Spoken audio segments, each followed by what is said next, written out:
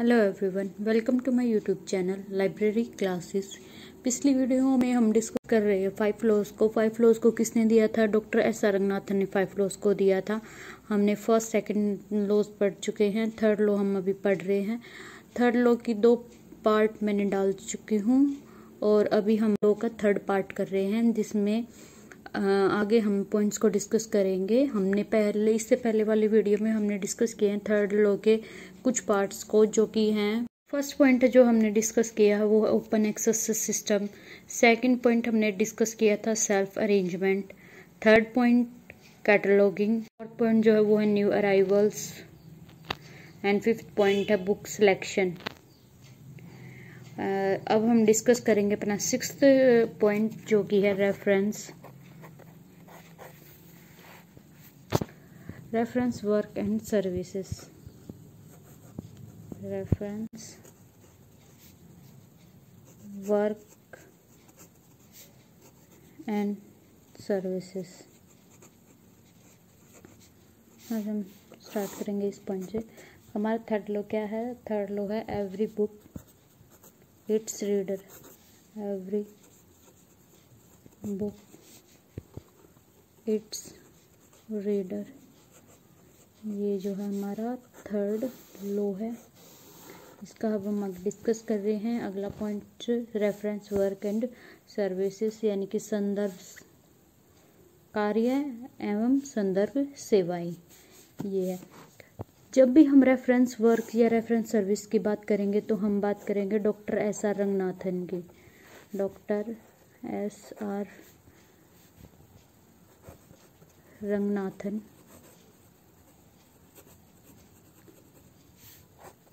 इन्होंने ही reference work और reference service के बारे में बताया था। डॉक्टर एस आर रंगनाथन का लाइब्रेरी साइंस में एक अहम ही रोल रहा है।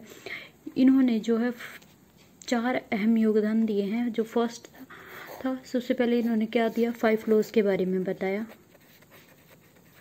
5 लॉज। सेकेंड इन्होंने क्या की? कैटलॉगिंग लिखा।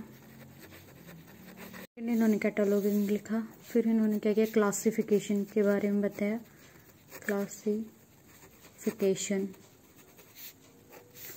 के बारे में बताया। और अब जो है जो इनका फोर्थ अहम योगदान रहा वो reference work and reference services के बारे में इनका अहम योगदान दिया। इन्होंने ही संदर्भ सेवा को शुरू किया था। संदर्भ सेवा, संदर्भ कार्य के बारे में डॉक्टर एस आर रंगनाथन ने बताया था। डॉक्टर एस आर रंगनाथन ने बताया कि एक लाइब्रेरियन तब तक एक अच्छा लाइब्रेरियन नहीं है जब तक कि वो रेफरेंस सर्विस ना प्रोवाइड करे, रेफरेंस वर्क संदर्भ कार्य ना करे, संदर्भ सेवाएं प्रोवाइड ना करे, तब तक वो एक अच्छा लाइब्रेरियन नहीं है। जैसे कि कोई भी अगर पाठक आएगा लाइब्रेरी के अंदर, उसको किसी भी टॉपिक से अपनी बुक्स चाहिए तो वो डायरेक्ट आएगा लाइब्रेरी में। तो लाइब्रेरियन का ये दायित्व है कि वो पाठक को पूछे कि उसको क्या चाहिए, कौन सी बुक चाहिए, कौन से टॉपिक से रिलेटेड मटेरियल उसको चाहिए। ये सब कार्य किसका है? लाइब्रेरियन का ही दायित्व है कि वो पूछे और पाठक को उससे रिलेटेड बुक को प्रोवाइड करे। यानी कि लाइब्रेरियन क्या है? उसको क्या प्रोवाइड करे? सेवा प्रोवाइड करे, उसको रेफरेंस सर्विस दे, तभी वो एक अच्छा लाइब्रेरियन बन पाएगा। एक लाइब्रेरियन का क्या कार्य है कि जैसे कि हाँ, लाइब्रेरी के अंदर 500 बुक है, 500 बुक्स में 200-300 बुक्स ही यूज़ की जाती है। जो बाकी की 200-300 बुक्स हैं, 200-300 बुक्स यूज़ की जाती हैं। जो बुक्स बच गई 500 में से, वो books as it is library के अंदर रखी रहती है। बहुत दिनों तक उसके अंदर उसके ऊपर धूल वगैरह जम जाती है। तो एज ए लाइब्रेरियन, एक अच्छा लाइब्रेरियन क्या करेगा? जिन बुक का यूज़ नहीं होता वो क्या करेगा? पाठकों को उन बुक्स की तरफ आकर्षित करेगा, पाठकों को उन बुक्स के बारे में बताएगा, इस बुक्स में ये है, इस बुक्स में ये है। ऐसे कैसे करके वो क्या करेगा? जो बुक्स यूज़ में नहीं होती उस बुक्स को भी वो यूज़ में ले आएगा। ये किसका दायित्व है? एक अच्छे लाइब्रेरियन का ही दायित्व है।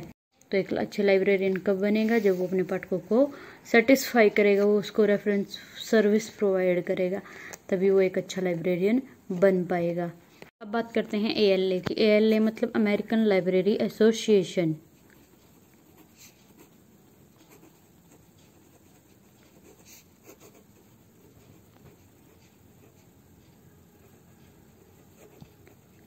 ALA का एक प्रोजेक्ट है, उसका नाम है आस्क ए लाइब्रेरियन। आस्क ए लाइब्रेरियन, ये एग्जाम में पूछ लिया जाता है। आस्क ए लाइब्रेरियन किसका प्रोजेक्ट है? ALA का। या फिर ALA का कौन सा प्रोजेक्ट है, नीचे आपसे ऑप्शन में दे देंगे तो आपको सिलेक्ट करना है। तो आस्क ए लाइब्रेरियन किसका प्रोजेक्ट है? ALA का, अमेरिकन लाइब्रेरी एसोसिएशन का ये क्या है? एक प्रोजेक्ट है। इसमें क्या होता है, जब भी एक यूज़र लाइब्रेरी के अंदर जाएगा तो ये लाइब्रेरियन का ही दायित्व है कि वो क्या करेगा, यूज़र को पोलाइटली वे से उसका वेलकम करेगा, उसको बोलेगा कि आप हमारी लाइब्रेरी के अंदर आए, आपका बहुत बहुत स्वागत है, बताइए आपकी मैं किस तरह से मैं आपकी सहायता कर सकता हूँ लाइब्रेरी में। लाइब्रेरियन उसे क्या करना चाहिए कि यूज़र के बोलने से पहले ही उससे पूछना चाहिए, उस यूज़र से पूछ लेना चाहिए कि उसको किस से रिलेटेड, टॉपिक से रिलेटेड, किस मटेरियल से रिलेटेड उसको बुक्स चाहिए। क्योंकि अगर यूज़र जाता है तो उसको कई बार क्या है, उसको टॉपिक का नाम पता होता है लेकिन बुक्स का कोई आइडिया नहीं होता कौन सी बुक्स है। तो वो क्या करेगा, वो किसकी हेल्प लेगा? लाइब्रेरियन की हेल्प लेगा। तो वो यूज़र किसके पास जाएगा? डायरेक्ट लाइब्रेरियन के पास, और क्या कहेगा कि मुझे ये बुक्स चाहिए, इस टॉपिक से रिलेटेड बुक चाहिए, लेकिन मेरे को बुक का नाम नहीं पता। तो लाइब्रेरियन उसकी क्या है, मदद करेगा, किसकी? यूज़र की रिलेटेड ये प्रोजेक्ट है आस्क ए लाइब्रेरियन। यानी कि जब भी कोई यूज़र लाइब्रेरी के अंदर जाएगा तो वो लाइब्रेरियन से पूछेगा कि उसको क्या चाहिए, किस से रिलेटेड उसको बुक्स चाहिए, मटेरियल चाहिए, वो किससे पूछेगा? लाइब्रेरियन से। इसलिए इस प्रोजेक्ट का क्या नाम रखा गया? आस्क ए लाइब्रेरियन। चलता है कि रेफरेंस वर्क भी जरूरी है कि एज ए लाइब्रेरियन के लिए।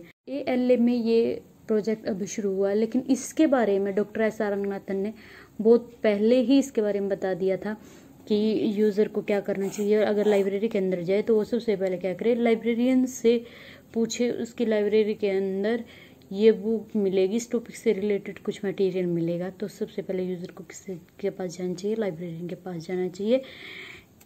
तो ये था हमारा reference work and reference service. इससे अगला पॉइंट है हमारा एक्सटेंशन सर्विसेज। अब बात करते हैं हम हमारे नेक्स्ट पॉइंट की, जो कि है 7th point, extension services. Extension services यानी कि प्रसार सेवाएं।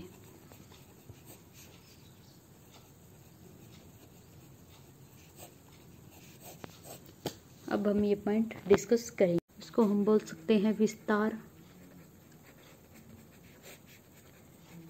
सेवाएं भी इसको हम बोल सकते हैं। सबसे पहले हम बात करते हैं पाठक की, उसके बाद करते हैं हम पुस्तक की, उसके बाद करते हैं हम कर्मचारी की।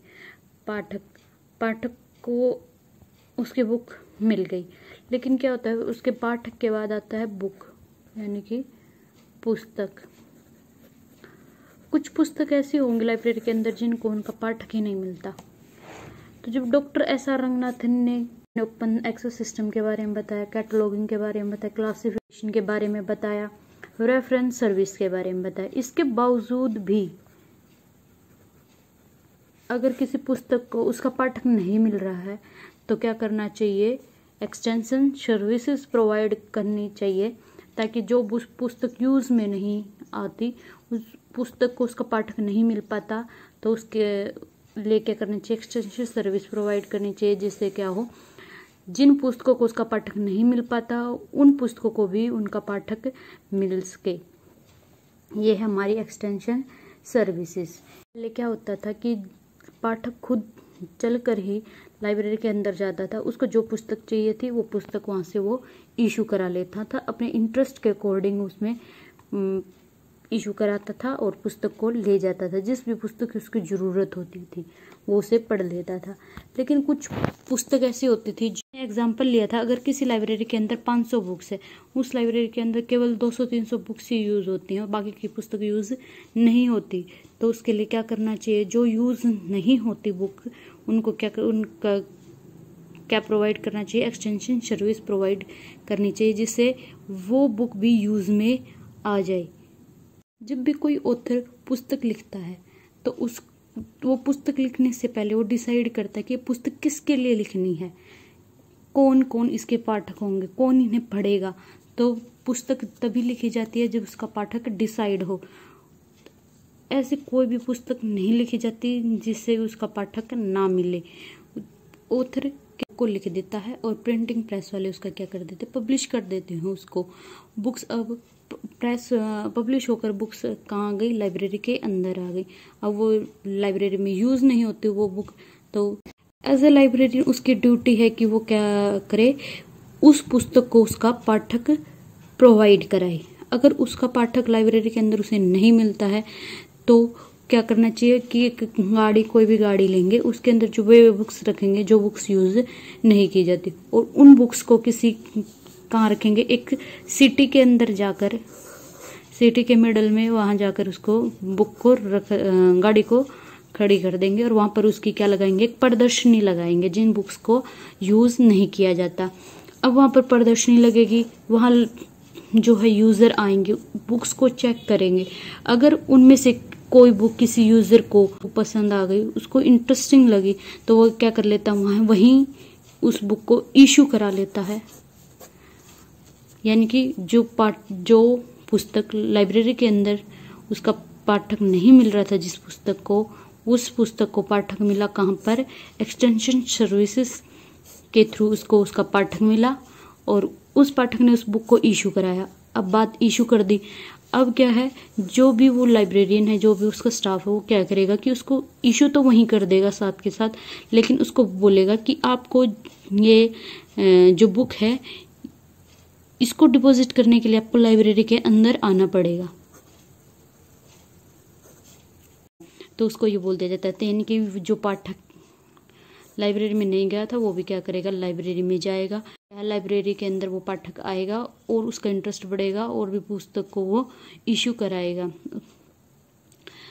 तो ये था हमारा एक्सटेंशन सर्विसेज। इसके थ्रू क्या है, जिस पुस्तक को पाठक नहीं मिलता था उनको भी पाठक मिलेगा। ये जो है ये क्या है, इसको हम बोलते, it is mobile library, it is mobile library, यानी कि चल पुस्तकालय भी बोलते हैं इसको, चल पुस्तकालय।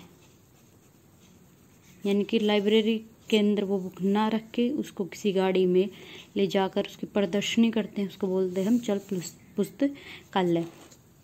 जो इसको दूसरा नाम दिया है डॉक्टर एस आर रंगनाथन ने, वो है library on wheel. And third जो है वो एक टेक्निकल नाम दिया है लाइब्रेशन, यानी कि किसका कॉम्बिनेशन है ये, लाइब्रेरी और मशीन का, लाइब्रेरी और मशीन से जो है ये वर्ड बनाया है। तो क्या है, इसको 3 नामों से भी जाना जाता है इस लाइब्रेरी को, किससे कैसे, mobile library, library on wheel और लाइब्रेशन। तो ये क्वेश्चन पूछ लिया जाता है कि लाइब्रेरी, मोबाइल लाइब्रेरी कौन से लॉ से रिलेटेड है, तो वो 3rd लॉ से रिलेटेड है। लाइब्रेरी ऑन व्हील लाइब्रेशन किस लॉ से है, ये सभी के सभी किस लॉ से रिलेटेड है, 3rd लॉ से रिलेटेड है। ये था हमारा एक्सटेंशन सर्विसेज। नेक्स्ट पॉइंट पढ़ेंगे जो कि है हमारा 8 पॉइंट, पब्लिसिटी, यानी कि प्रचार करना। पब्लिसिटी, प्रचार और प्रसार, इनमें दोनों में बहुत ही डिफरेंस है। ये एक ही चीज़ नहीं है, प्रचार और प्रसार। प्रसार यानी कि एक सेवाओं को बढ़ाना, यूज़र तक पुस्तकों को पहुंचाना, ये सब किसके अंदर है, लाइब्रेरी एक्सटेंशन सर्विसेज के अंदर। लाइब्रेरी है वो भी क्या करती है, पब्लिसिटी करती है अपनी, कि लाइब्रेरी के अंदर कितनी बुक्स हैं, कौन कौन सी सामग्री है, उसके पास क्या क्या सुविधाएं उपलब्ध है, ये सभी कौन करता है, ये पब्लिसिटी लाइब्रेरी क्या करती है, उसका प्रचार करती है। अगर पब्लिसिटी अच्छी होगी, लाइब्रेरी की पब्लिसिटी अच्छी होगी तो क्या है, अच्छे ग्राहक भी लाइब्रेरी के अंदर आएंगे। अगर पब्लिसिटी अच्छी होगी तो अधिक से अधिक ग्राहक भी आएंगे और उन ग्राहकों को उनकी रुचि के अकॉर्डिंग क्या करेंगे, बुक्स प्रोवाइड करेंगे। अब हर ग्राहक की रुचि अलग होती है, यानी कि उनकी डिफरेंट रुचि होती है, उनका डिफरेंट इंटरेस्ट होता है। अधिक ग्राहक आएंगे और उन ग्राहकों की अधिक से अधिक क्या होंगी, रुचि होंगी, और उनकी रुचियों में भी क्या होंगी, विभिन्नताएं होंगी। उन रुचियों में क्या होगा, डिफरेंस होगा। उन रुचियों की विभिन्नताओं के आधार पर ही क्या किया जाता है, लाइब्रेरी का बेहतरीन उपयोग किया जाता है। अच्छे ग्राहक आए, उनकी रुचियों के अपनी रुचियों के अकॉर्डिंग वे उसके बुक्स रखेंगे। उनकी रुचि भी बहुत, हर ग्राहक की रुचि में क्या डिफरेंस है, तो उनकी रुचियों के अकॉर्डिंग ही लाइब्रेरी के अंदर बुक्स रखी जाती है। तो इससे क्या होगा, लाइब्रेरी का बेहतरीन उपयोग किया जाएगा। अब कौन कौन से माध्यम है जिनके थ्रू पब्लिसिटी, लाइब्रेरी की पब्लिसिटी की जाती है। तो सबसे पहले क्या बात करते हैं कि हम एक नोटिस बोर्ड लगाएंगे। नोटिस बोर्ड यानी कि डिस्प्ले बोर्ड, ये हम लाइब्रेरी के अंदर लगाएंगे, जिसमें क्या क्या लिखेंगे कि पुस्तकालय के अंदर कौन कौन सी पुस्तकें हैं, कितनी पुस्तकें हैं, उन सभी पुस्तकों की लिस्ट दिखाएंगे। लाइब्रेरी के अंदर किन किन पुस्तकों का कलेक्शन है, ये सभी किसके अंदर आएंगे, नोटिस बोर्ड के अंदर। इसके बाद किसके थ्रू करेंगे, पैम्पलेट।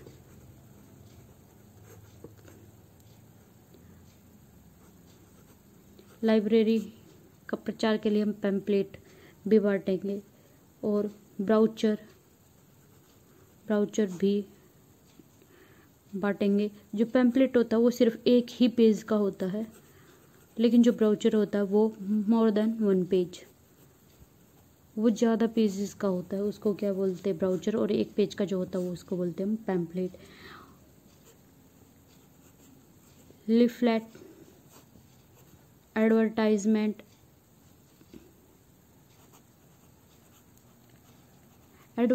के थ्रू भी हम लाइब्रेरी का प्रचार करेंगे। अब एडवर्टाइजमेंट कैसे करेंगे, न्यूज़पेपर के थ्रू करेंगे, या फिर टीवी के थ्रू हम एडवर्टाइजमेंट देंगे। किसके लिए, लाइब्रेरी के लिए। रेडियो अनाउंसमेंट, रेडियो पर भी हम जिनको रेडियो सुनना पसंद होता है, इसीलिए क्या करना चाहिए, रेडियो पर भी अनाउंसमेंट करवानी चाहिए। इससे भी क्या होगा, लाइब्रेरी का प्रचार होगा। स्टोरी हावर, इन सभी के थ्रू ही लाइब्रेरी का क्या किया जाता है, प्रचार किया जाता है। कौन कौन से, नोटिस बोर्ड यानी कि डिस्प्ले, पैम्पलेट के थ्रू, ब्राउचर के थ्रू, लीफलेट के through, advertisement, radio announcement and story hour. इसके थ्रू क्या किया जाता है, लाइब्रेरी का प्रचार किया जाता है, जिसकी पब्लिसिटी को बढ़ाया जाता है। जिससे क्या होगा, ज़्यादा से ज़्यादा ग्राहक लाइब्रेरी में आएंगे और अपनी रुचि के अकॉर्डिंग ही लाइब्रेरी से बुक को इशू कराएंगे, परचेज करेंगे। इससे क्या होगा, लाइब्रेरी का बेहतरीन उपयोग होगा। ये था हमारा 3rd लॉ। इसके हमने 8 पॉइंट हमने डिस्कस कर चुके हैं।